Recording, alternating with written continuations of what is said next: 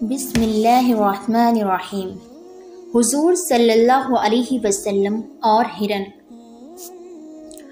دوستو، ہمارے حضور صلی اللہ علیہ وسلم تو وہ انسان تھے جن سے انسان تو کیا جانور تک محبت فرماتے تھے۔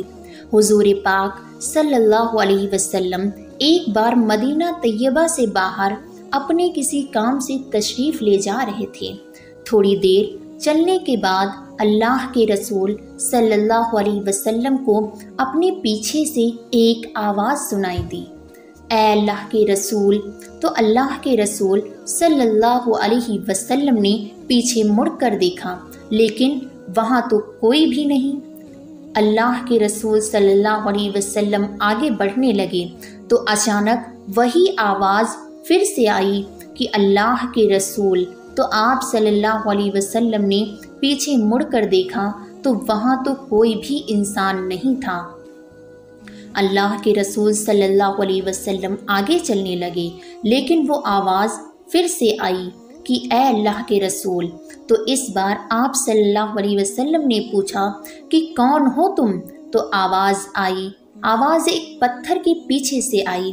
اللہ کے رسول صلی اللہ علیہ وسلم اس پتھر کے پیچھے گئے تو دیکھا کہ وہاں ایک ہرن بندھی ہوئی ہے۔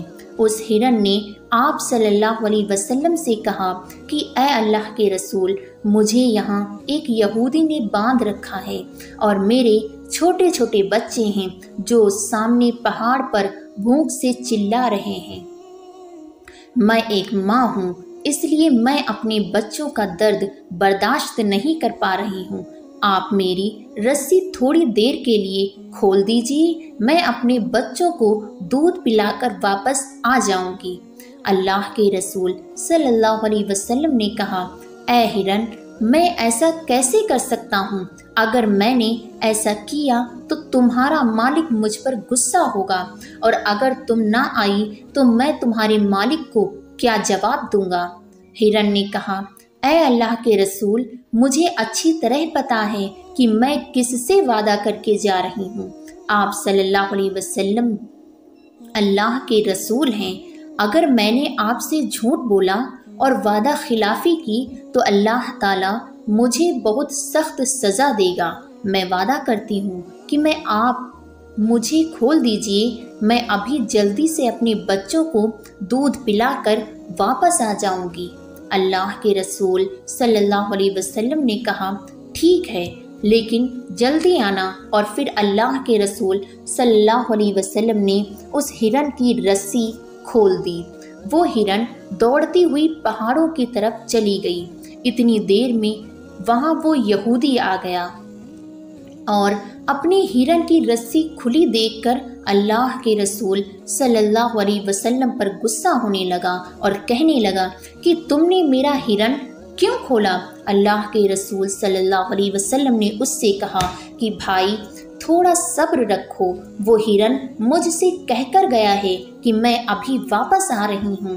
یہ سن کر یہودی ہنسنے لگا اور کہا کہ یہ تو بہت اچھی بات ہے، اب جانور بھی تم سے بات کرنے لگے۔